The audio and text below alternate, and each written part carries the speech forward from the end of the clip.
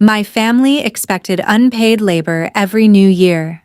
The moment I flew to Puerto Rico, leaving an empty kitchen, their expensive party collapsed. Then my aunt exposed crucial family secrets, crushing their lies completely. Justice was served, once and for all. No more lies. Welcome back to Van's Rock Stories. Have you ever been the person everyone depends on, but somehow nobody notices how much you're actually doing? If you've ever felt taken for granted by family, let me know in the comments.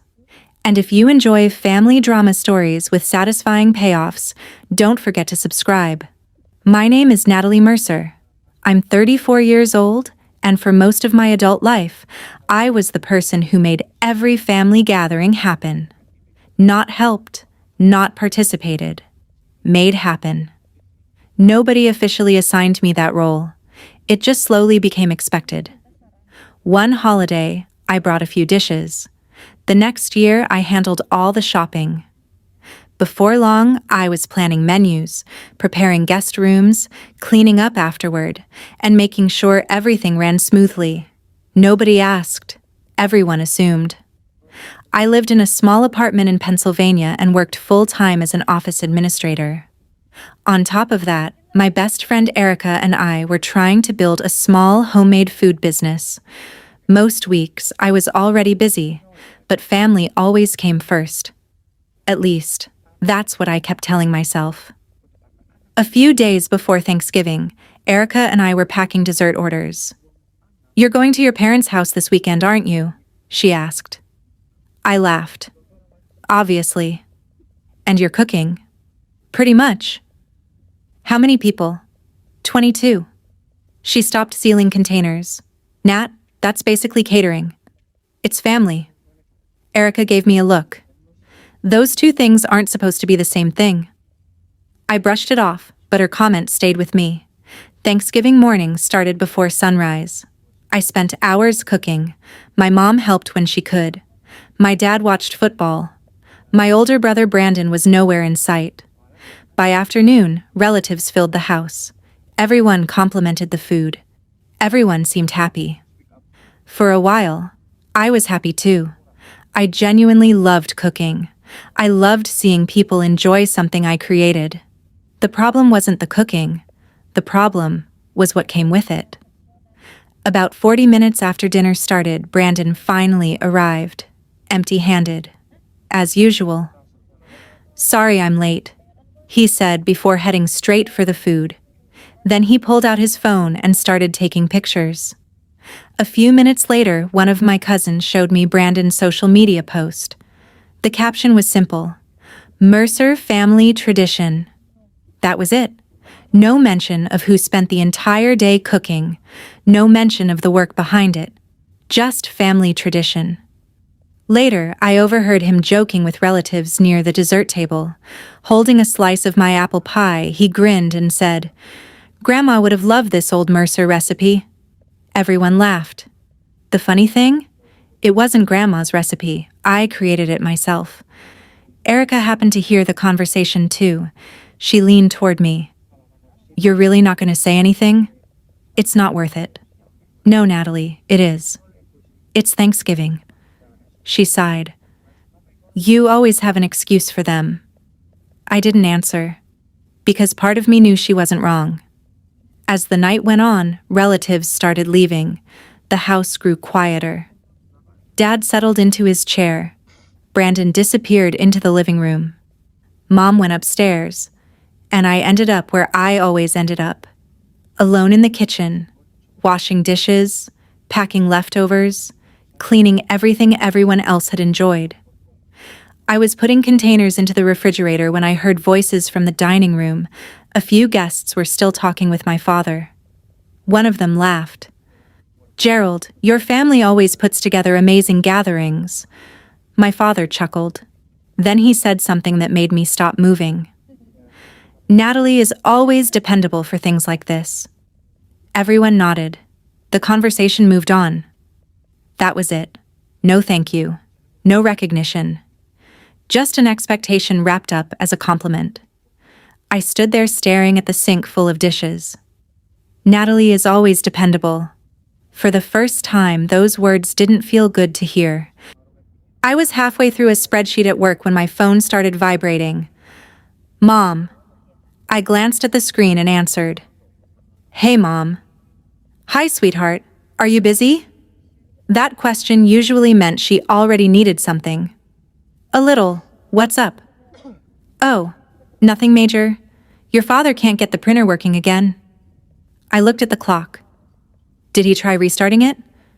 Yes. Turning it off completely? A pause. I don't know. I closed my eyes. I'll stop by after work. Thank you, honey. The call lasted less than 2 minutes. The visit took almost an hour. That was how things usually worked. The printer was fine, by the way. It wasn't plugged in. I wish I were joking. By the time I got back to my apartment, Erica was already there organizing orders for our weekend customers. She looked up when I walked in. Parents again? Printer emergency? She laughed. No. What was it this time? It wasn't plugged in. Erica dropped into a chair. You drove across town for that? Apparently. Nat, that's insane.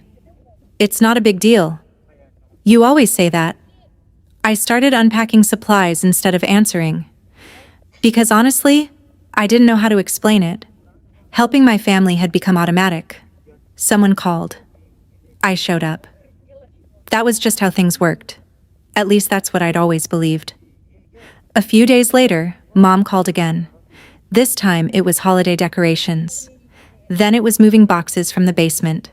Then helping organize old paperwork. Every request sounded small.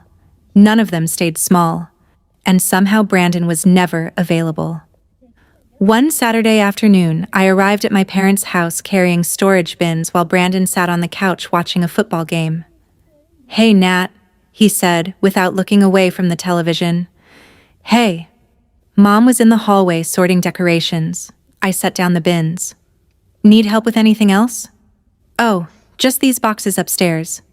Of course. I carried 3 trips worth before stopping to catch my breath. When I came back downstairs, Brandon hadn't moved. Not even a little. Mom noticed me looking. He had a busy week. I almost laughed. Brandon was 37 years old. He still lived at home. Yet somehow, everyone treated him like an exhausted teenager. That night, Erica and I were preparing catering trays for a local office holiday party. We worked side by side for nearly an hour before she finally spoke. Can I ask you something? Sure. When was the last time your family called just to see how you were doing? I looked up. What do you mean? I mean without needing something. I opened my mouth, then stopped. Because I honestly couldn't remember. Not recently, anyway. Mom usually called when something needed fixing. Dad called when plans needed organizing. Brandon mostly texted when he wanted information. The realization sat there quietly between us. Erica didn't push further. She didn't have to. A week later, I was helping Mom sort old files in the dining room. She found a stack of mortgage documents and froze for a second. Oh, wow. What? She handed me one of the papers. The date immediately caught my attention. 5 years earlier. I remembered it instantly. Back when my parents had nearly lost the house. The mortgage payments had fallen behind. Things had gotten bad enough that foreclosure was becoming a real possibility. Mom stared at the document. I still don't know what we would have done. I gave a small shrug. We got through it. Her expression softened. Because of you. For a moment, neither of us spoke. The truth was simple. I had spent years saving money to buy a vehicle for expanding my food business. Instead, I emptied most of that account helping cover the overdue payments. $18,500. Years of savings. Gone in a single transfer. I never brought it up afterward. Neither did anyone else. Mom reached over and squeezed my hand. I've always appreciated that, Natalie. I smiled, and I knew she meant it. The problem wasn't Mom. The problem was that appreciation never seemed to change anything. Not really. The expectations always stayed the same. A few days before Christmas, I was finishing paperwork at my apartment when my phone rang again. Dad this time. That alone felt unusual. He rarely called unless something specific was happening. I answered. "Hey, Dad. Natalie, I need everyone at the house Sunday night." I leaned back in my chair. "For dinner?" "Yes." His tone was unusually serious. "What's going on?" "We've got something important to discuss as a family." I waited. Dad wasn't the type to build suspense. Yet he didn't explain. "Just be here at 6? Then he paused. "Make sure you don't have other plans." The line went quiet for a second. I stared at my phone after the call ended. Because for the first time in a long while, I had absolutely no idea what my father wanted.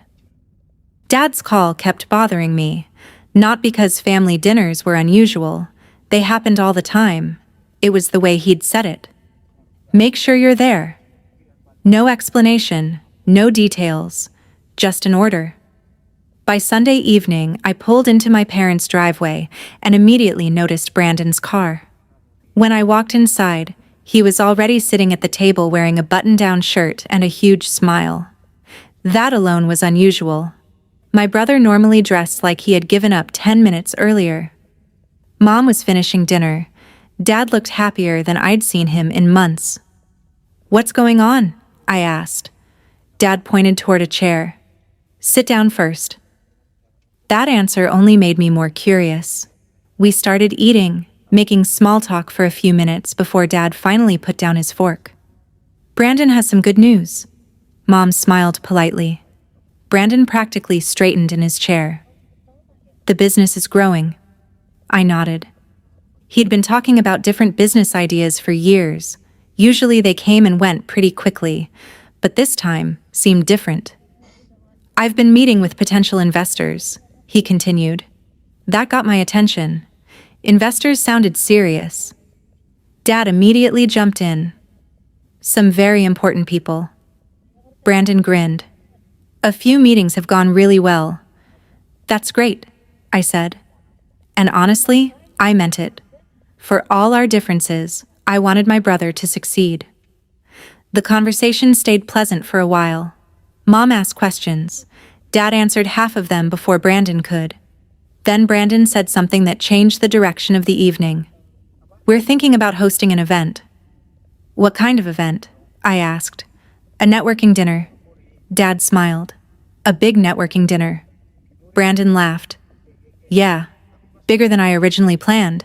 Mom looked up. "How big?" Brandon hesitated. "Maybe 20 people." Dad immediately added, "Closer to 30? Mom blinked. 30 people? "It's a great opportunity," Dad said. I stayed quiet. 30 guests during New Year's week wasn't exactly a casual dinner party. Brandon started talking about business contacts, investors, and people who could help expand his opportunities. The more he talked, the more excited Dad became. Then Dad made another announcement. "We'll host it here." I looked around the table. Nobody seemed surprised, not even Brandon. In fact, he looked relieved, like he had expected that answer. Mom shifted uncomfortably. "That's a lot of work." "We'll figure it out," Dad said. Something about that response immediately bothered me, because nobody was discussing what that work actually meant. The conversation moved on. Parking, guest lists, seating arrangements. Who should be invited? Who shouldn't? For nearly 20 minutes, everyone discussed details. Except one detail. Food. Nobody mentioned food. Not once. I sat there listening as the pieces slowly clicked together. The same way they always did. Brandon talked about the event. Dad talked about the vision. Mom worried quietly, and somehow the actual work remained invisible. Then Mom finally asked the obvious question. "What are we serving?" The room went silent. Just for a second. Dad looked at Brandon. Brandon looked at Dad. Then both of them looked at me. Automatically. like breathing, like there was only one possible answer. Nobody asked if I wanted to do it. Nobody even seemed to realize a question existed. The decision had already been made somewhere along the way. Dad leaned back in his chair and smiled. Natalie will take care of the food like she always does. Nobody reacted. Not Brandon, not Mom, not even Dad. They simply accepted it and continued talking, as if my entire New Year's holiday had just been scheduled for me, and I was the only person at the table who seemed to notice. I didn't argue at the dinner table. Part of me wishes I had. Instead, I sat there while everyone continued discussing Brandon's event as if the food situation had already been solved, because apparently it had. I was the solution, no vote required. A couple of days passed before the first text arrived. It came from a number I didn't recognize. "Hi, Natalie, this is Vanessa. Brandon gave me your number." Vanessa was Brandon's fiancée. I'd met her a few times. She seemed nice, friendly, polite, the kind of person who smiled a lot. I replied, "Hi, Vanessa." Her next message arrived almost immediately. "Thank you so much for helping with the New Year's dinner." I stared at the screen. Not helping, apparently running the entire thing. Before I could respond, another message appeared. "I have a few menu ideas." A few turned out to be 14. I counted. By the end of the conversation, she'd sent a detailed list of dishes, appetizers, desserts, and drink suggestions. I kept waiting for a question. Something like, "Does this work for you? Is this too much? What do you think?" Instead, the messages read more like instructions. I tried giving her the benefit of the doubt. Maybe she was just excited. Maybe she didn't realize how much work everything required. Still, when I showed Erica the messages later that evening, she raised an eyebrow. "A few menu ideas?" I handed her my phone. She kept scrolling, and scrolling, and scrolling. "Is she opening a restaurant?" I laughed despite myself. "No." "Then why are there 3 different dessert options?" "Good question." Erica looked at me. "You know you can say no, right?" I immediately answered. "It's not that simple." She didn't look convinced. Honestly, I wasn't either. A few days later, Vanessa sent another message. One of the investors was vegan. Another guest needed gluten-free options. Someone else avoided dairy. Could I make accommodations? Of course I could. I had done it before. The problem wasn't the requests. The problem was how casually they kept appearing. Every few days the list grew. A vegan entree, additional appetizers, premium ingredients, special desserts, different serving arrangements. Nobody talked about cost. Nobody mentioned reimbursement. Nobody offered help. The requests simply arrived, one after another, like placing an order. Meanwhile, my actual life continued. I still had my full-time job.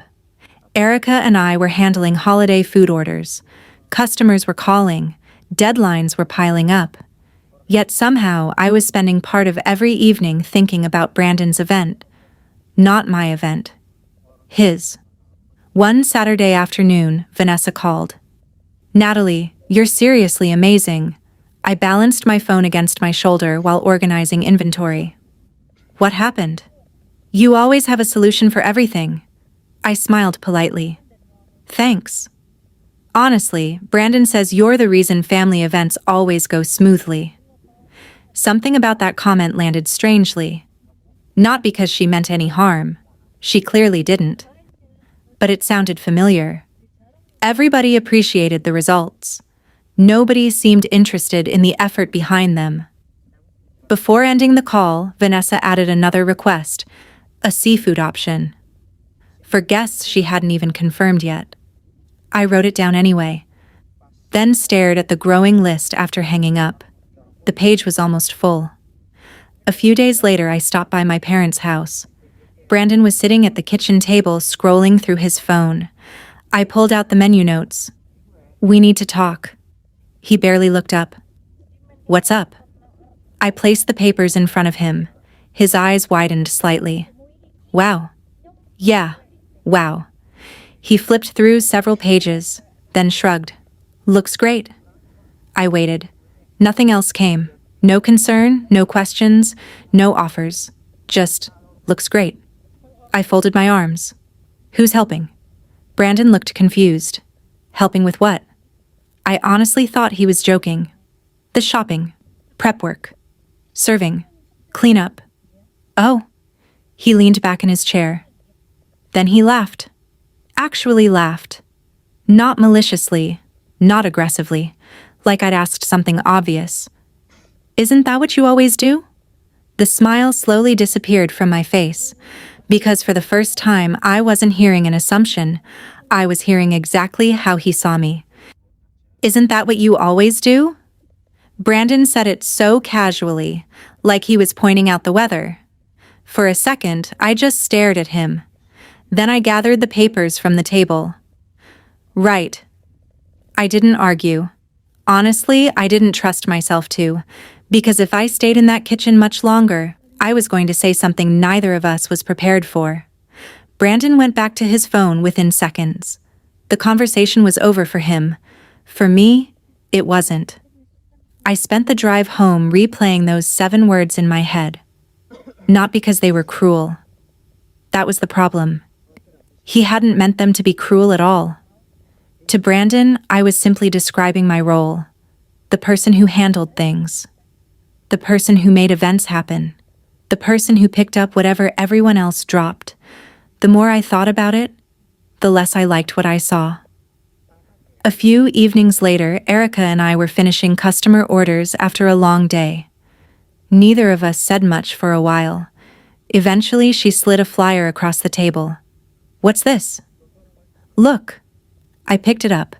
It was an application packet for a regional culinary festival scheduled a few weeks into the new year.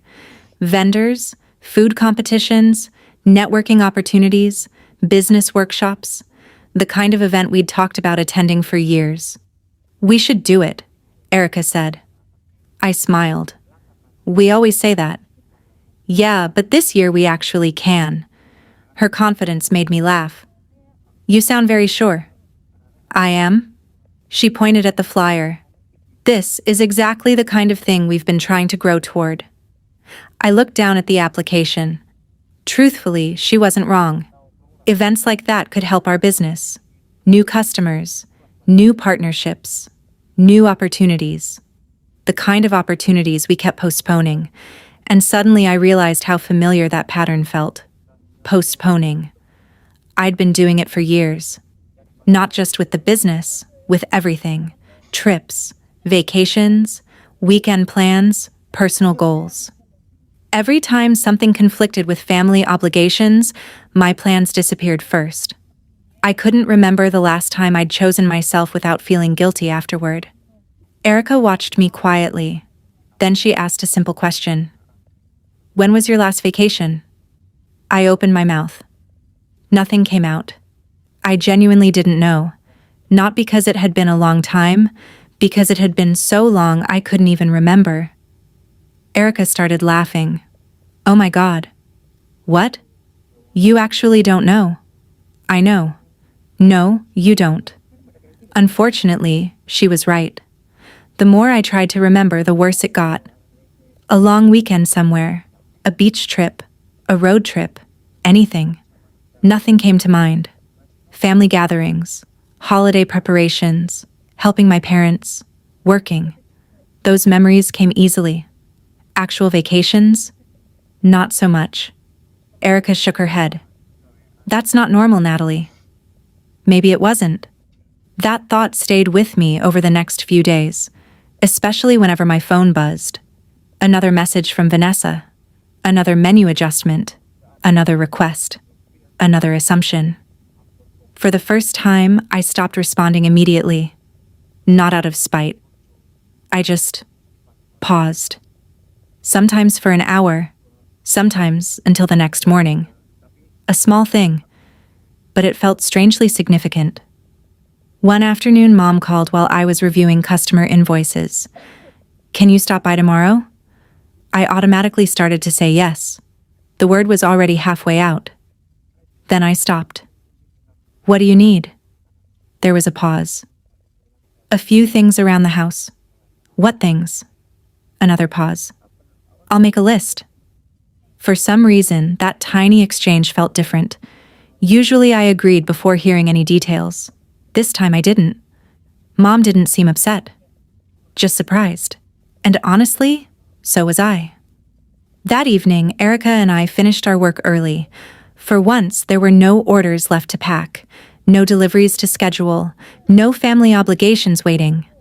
The apartment felt unusually quiet. I made tea and sat on the couch with my laptop, mostly to relax. At least that's what I told myself. A few minutes later, I found myself opening a travel website. No reason, just curiosity. I typed a destination into the search bar, then another, then another. I wasn't planning anything.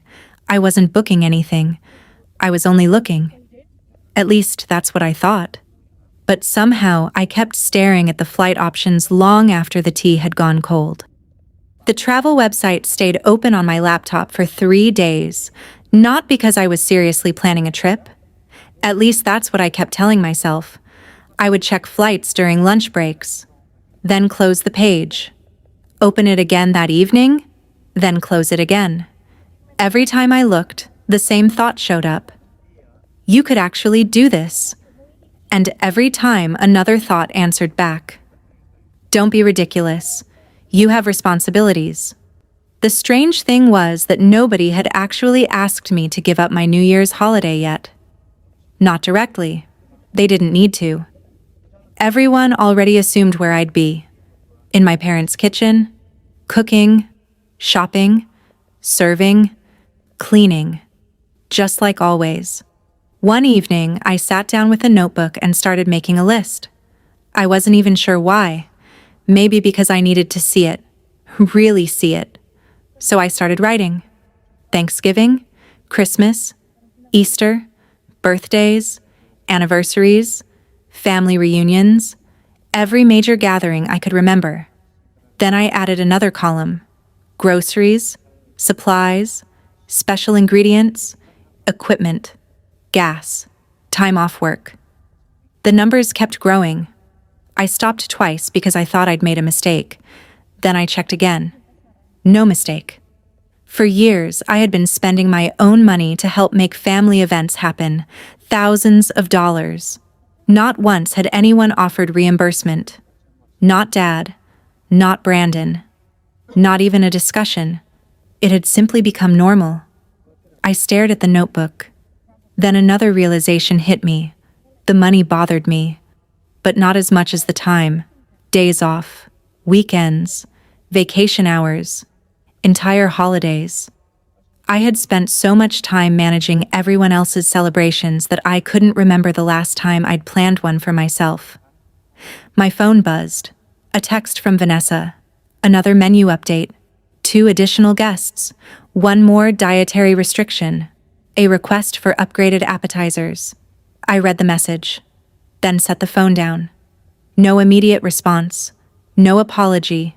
No explanation. Just silence. A month earlier, I would have answered within minutes. Now I simply looked out the window. The world didn't end. A second message arrived 20 minutes later. Just wanted to make sure you saw this. I saw it. I just didn't respond. That felt surprisingly important. Not because I was angry, because for once I wasn't automatically stepping into the role everyone expected. A few nights later, Erica found me staring at the same travel page again. She walked behind my chair. You're still looking at Puerto Rico? I laughed. I guess I am. You know, normal people either book the trip or close the website. Very helpful. I'm serious.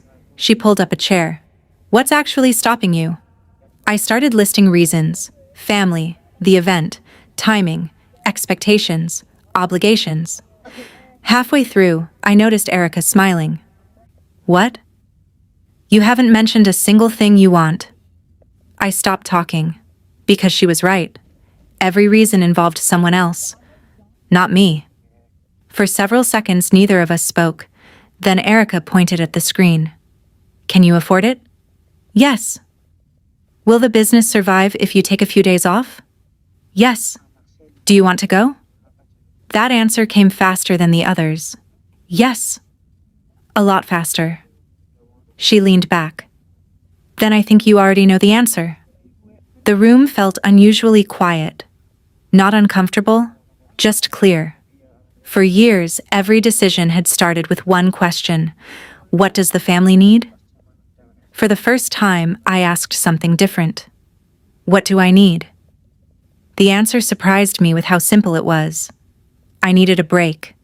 I needed space. I needed one holiday that belonged to me. I looked at the screen again. Puerto Rico.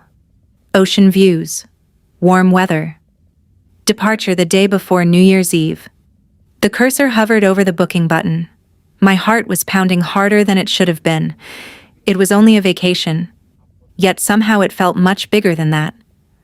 I took a breath. Ignored the voice telling me to be practical. Ignored the voice reminding me what everyone expected. Then I clicked.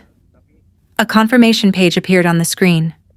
And just like that, I had a plane ticket to Puerto Rico. The confirmation email sat in my inbox for almost an hour before I opened it again. Puerto Rico.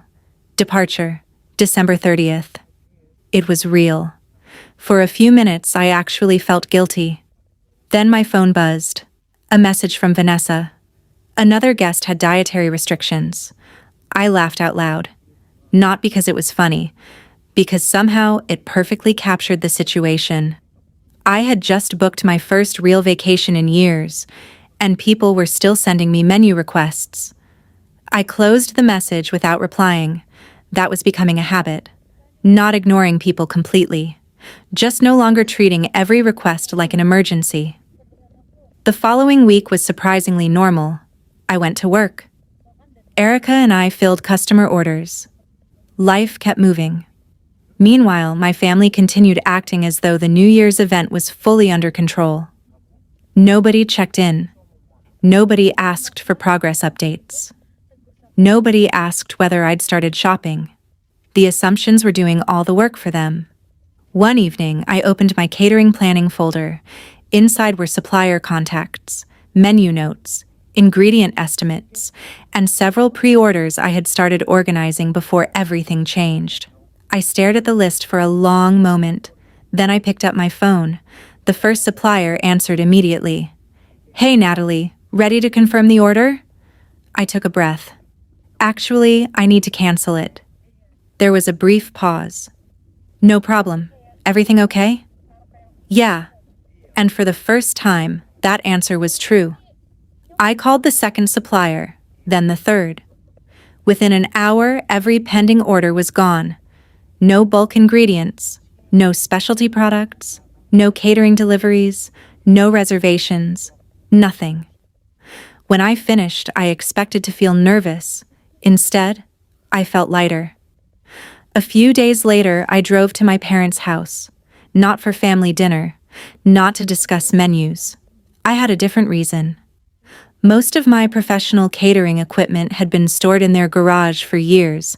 Extra warming trays, serving racks, portable prep tables, large cookware, things I used for the business, things everyone seemed to think belonged to family events.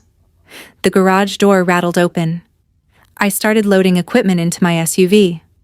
Halfway through, Mom appeared carrying a laundry basket. Oh, you're taking some of this? I smiled. Yeah, Erica and I need it. That wasn't a lie. We did. Mom nodded. Good. Then she disappeared back inside. No questions, no concerns, nothing. Because as far as anyone knew, New Year's was already handled. The next several days felt strangely peaceful. Not because there was less work. Actually, Erica and I were busier than ever. But it was different work. Work that benefited us. Work that moved our business forward. Every time my phone lit up with another family message, I noticed something. Nobody asked how I was doing. Nobody asked whether I needed help. The conversations all revolved around Brandon's event: guest counts, arrival times, parking, schedules. Everything except the person supposedly responsible for feeding 30 people. One afternoon, Dad called. "Looks like we're up to 32 guests." I almost laughed. 32? Maybe a few more. He sounded proud, as if increasing the workload was good news. Then he moved on to another topic, never once asking if I was okay with any of it. The call lasted 3 minutes. The entire conversation could have been summarized as, "More guests. Good luck." A few days before New Year's, I stopped by the house one last time. Mom was organizing decorations in the living room. Dad was talking to Brandon about seating arrangements. Vanessa was excitedly discussing place cards. Everyone looked busy. Everyone looked confident. Everyone looked completely unconcerned. It was honestly fascinating, like watching people walk toward a wall they couldn't see. Mom caught me watching. "You seem quiet lately." I smiled. "Just busy." She studied me for a moment. Longer than usual. Unlike the others, Mom actually paid attention. Maybe not enough to stop things, but enough to notice changes. That evening, as I prepared to leave, she followed me to the front door. "Natalie." I turned around. "What?" Her expression softened. "Is everything okay?" For a second I considered telling her. Not everything. Just enough. A warning. A hint. Something. Instead, I looked back toward the dining room where Brandon was still talking about investors and Dad was still acting like the event had already succeeded. Then I looked at Mom and quietly said the only honest thing I could think of. "I think everything's going to become clear pretty soon." Mom frowned slightly, as if she wasn't sure what that meant. Honestly, neither was she the only one. The airport felt strangely peaceful. For the first time in weeks, nobody was asking me for anything. No menu changes, no shopping lists, no last-minute requests, just people dragging suitcases, boarding flights, and living their own lives. I sat near my gate with a coffee and watched planes move across the runway. Part of me still expected guilt to show up. It always did. Every time I chose myself over someone else's expectations. But this time was different. I wasn't abandoning an obligation. I was refusing one that had been assigned to me without permission. That distinction mattered. A lot. Before leaving for the airport, I'd made one final stop at my parents' house. Nobody was home yet. Dad and Brandon had gone out. Mom was working a short shift at the library. The house was quiet. I walked into the kitchen and looked around. The same kitchen where I'd spent years preparing holidays. The same counters. The same refrigerator. The same assumptions. Then I placed a folded note on the table. Nothing dramatic. Just one sentence. Because I knew a long explanation wouldn't matter. Not yet. The note read, "Since you're all confident this event can happen without my contribution, now is your chance to prove it." That was it. No argument, no lecture, no apology. I picked up my suitcase and left.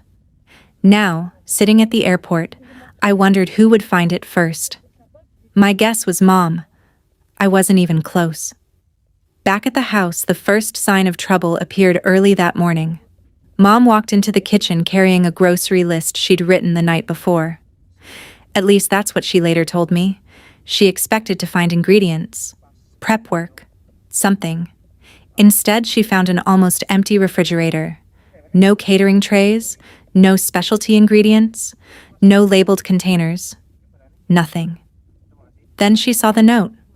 A few minutes later, she called Dad. Several times. By the time Gerald and Brandon arrived home, confusion had already started turning into concern. Dad grabbed the note, read it once, then read it again. "What is this supposed to mean?" Mom shook her head. "I don't know." Brandon walked directly to the refrigerator, then opened cabinets, then the pantry. His movements became faster each time. "Where's the food?" Nobody answered. Because there was no answer. The food didn't exist. Dad headed toward the garage. A minute later, his voice echoed through the house. Natalie's equipment is gone. That got Brandon's attention immediately. What do you mean gone? Gone? The warming trays, the serving racks, the prep tables, everything. Silence settled over the kitchen. Not the comfortable kind. The kind that appears when people are trying to understand a problem they didn't know existed. Mom sat down first. Dad remained standing. Brandon looked genuinely confused.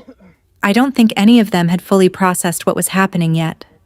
Then Brandon asked the question. Okay, where's Natalie? Mom grabbed her phone. Straight to voicemail.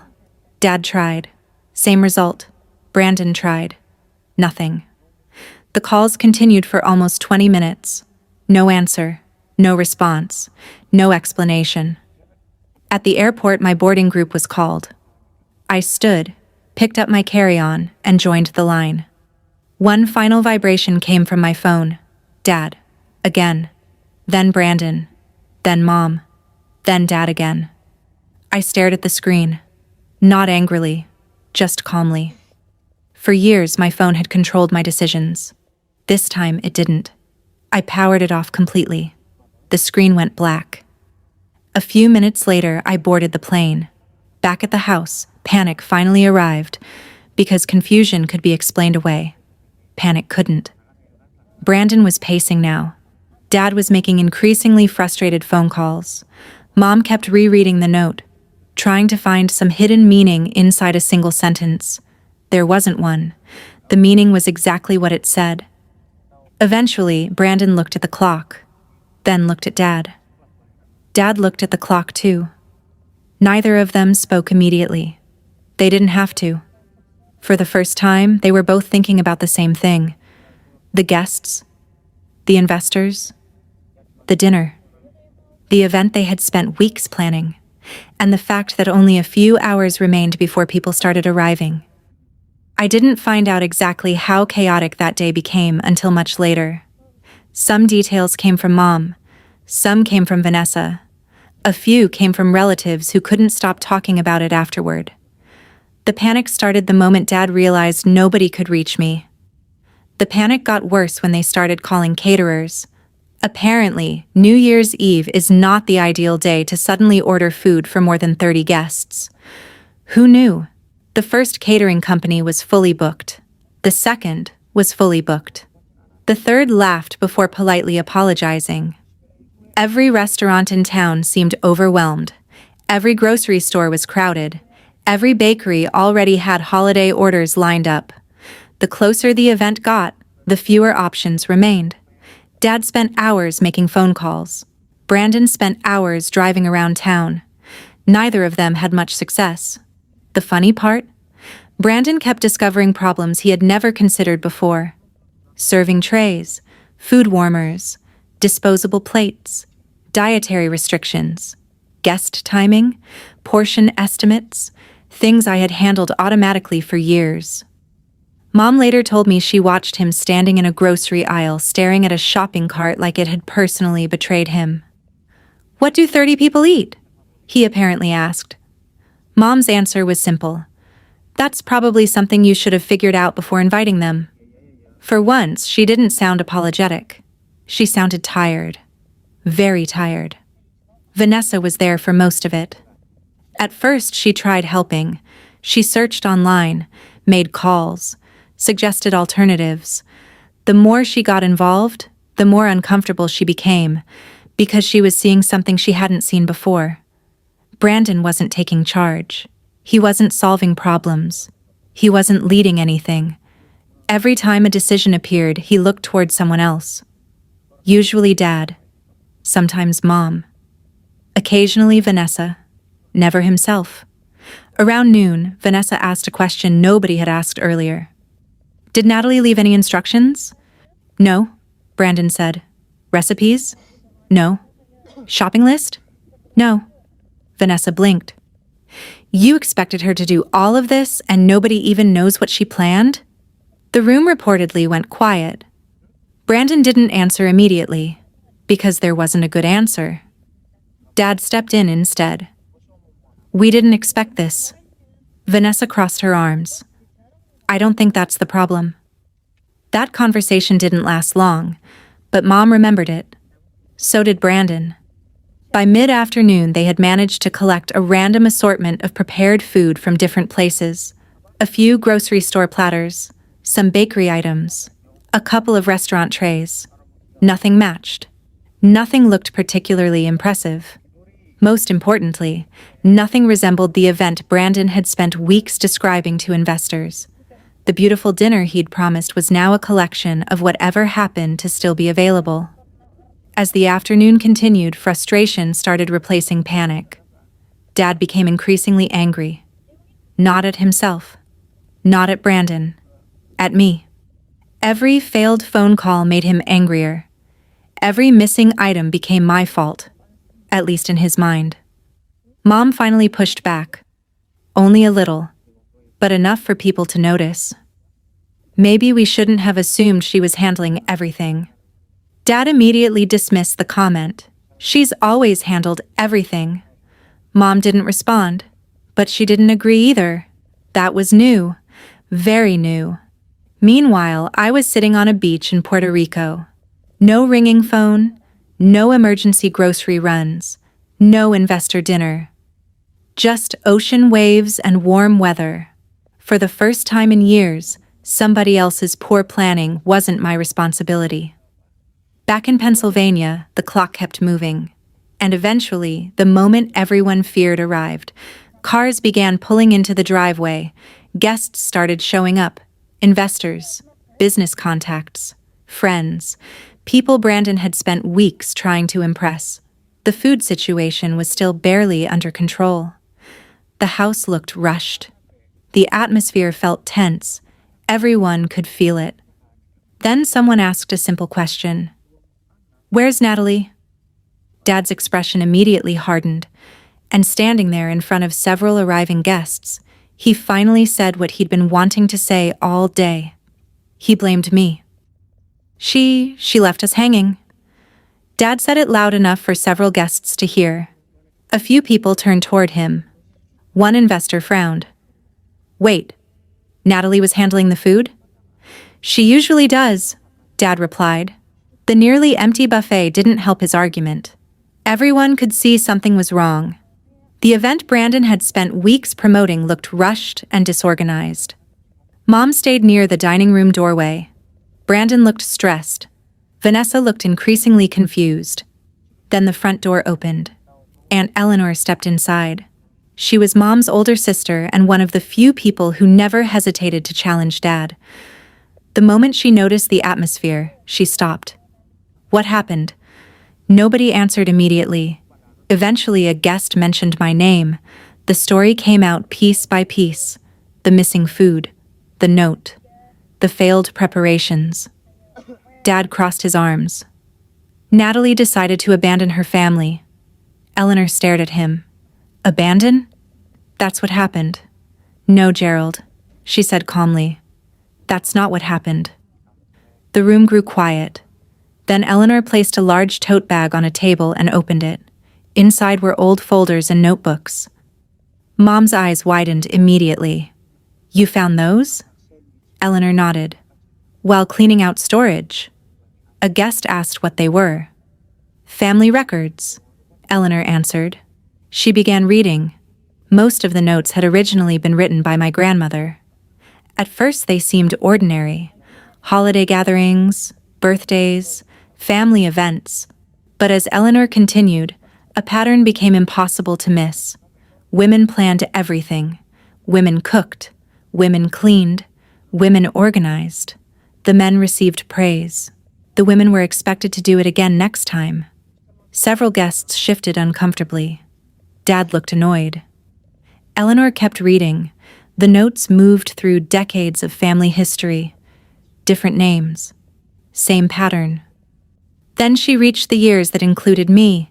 Thanksgiving dinners, Christmas celebrations, family reunions, birthday parties, event after event. Guests were surprised by how many of them I'd organized.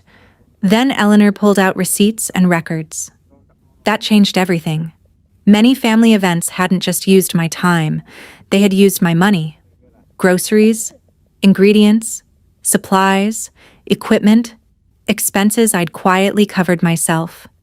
A guest looked stunned. "You're saying Natalie paid for a lot of this?" "Yes," Eleanor replied. Mom quietly nodded. The room became noticeably quieter. Then Eleanor shared something almost nobody knew.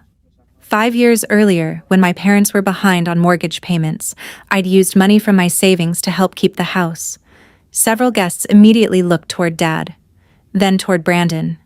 Neither looked comfortable. Vanessa looked shocked. She turned slowly toward Brandon. "You never told me that?" Brandon didn't answer. Eleanor continued. "Years of unpaid labor, planning, shopping, cooking, cleaning, problem solving. The kinds of things people only notice when they stop happening." By now, nobody was looking at Brandon the way they had earlier. The successful family gatherings people remembered weren't suddenly being seen as family accomplishments. They were being seen as mine. The realization spread across the room, one uncomfortable expression at a time. Vanessa's face changed completely. The admiration she'd shown Brandon all evening was gone. She looked hurt and confused. Brandon tried to speak, stopped, looked away. Vanessa didn't. She kept staring directly at him. Then, in the silence that followed Eleanor's final words, she asked the question nobody in the room could ignore. "Brandon," her voice was quiet, "is all of this true?" I was still in Puerto Rico when I finally turned my phone back on, the screen filled with missed calls and messages. Dad, Mom, Brandon, even a few relatives. I stared at them for a moment and set the phone back down. For once, somebody else's emergency wasn't mine. A few days later, Mom called again. This time, I answered. She sounded tired. Not angry, just tired. "We should have listened to you," she said quietly. That wasn't a sentence I'd ever expected to hear. Mom told me what happened after Aunt Eleanor exposed everything. The party never recovered. People stayed polite, but everyone knew the evening had become about something much bigger than Brandon's investors. The truth had come out, and there was no putting it back. A few weeks later, Vanessa ended her engagement to Brandon. Apparently, it wasn't one dramatic argument. It was several uncomfortable conversations. The same issue kept coming up. Responsibility, effort, honesty. Mom said Vanessa finally told him, "I don't want to spend my life carrying someone who expects everyone else to carry him first." I couldn't really blame her. Brandon took it hard. For a while, he withdrew from everyone. Then something changed. Without people constantly fixing things for him, he actually had to start dealing with his own problems. He picked up extra hours at work, started helping with bills, started contributing around the house. Not perfectly, not overnight, but more than before. Mom still sounded surprised every time she talked about it. Dad was different, not transformed, just quieter. The first time I visited my parents after returning home, he met me outside. We stood there awkwardly for a few seconds. Finally, he said, "I didn't realize how much you were doing." That was it. No speech, no dramatic apology, just one sentence. Coming from him, it meant more than he probably knew. Mom changed in a more visible way. Whenever family plans came up, she stopped volunteering me automatically. She started asking, "Did Natalie agree to that? Has anyone talked to Natalie?" Small questions, big difference. Meanwhile, my own life finally had room to grow. Erica and I attended the culinary festival we'd talked about for years. We took on more clients, expanded our home food business. Nothing magical happened overnight. But every month felt a little better than the one before. For the first time in years, my energy was going towards something I wanted, not something everyone else expected. The strange thing is that my family didn't fall apart. We also didn't become perfect. Some conversations remained awkward. Some old habits showed up occasionally. The difference was that people noticed them now, including me. A few months later, the family started discussing another holiday gathering, just a normal event. Nothing huge. Everyone sat around the table throwing out ideas. Food, guests, schedules. Then someone mentioned dinner. Almost automatically, several people looked at me. The old habit. The old expectation. Nobody spoke right away. Then Dad cleared his throat. What do you think? I waited. He looked directly at me. Then he asked something I had never heard from him before. Do you actually want to do it? The room stayed quiet. Nobody answered for me. Nobody volunteered me. Nobody assumed. For the first time, the choice was completely mine. Sometimes people don't understand the weight another person carries until that person finally sets it down. And sometimes the healthiest thing you can do isn't working harder. It's refusing to keep doing a job nobody appreciates. If this story resonated with you, feel free to share it with someone who might relate. I'd love to hear your thoughts in the comments. Have you ever been the person everyone depended on until you finally said enough? And if you enjoy stories like this, don't forget to subscribe for more family drama and life stories. Thanks for being here, and I'll see you in the next one.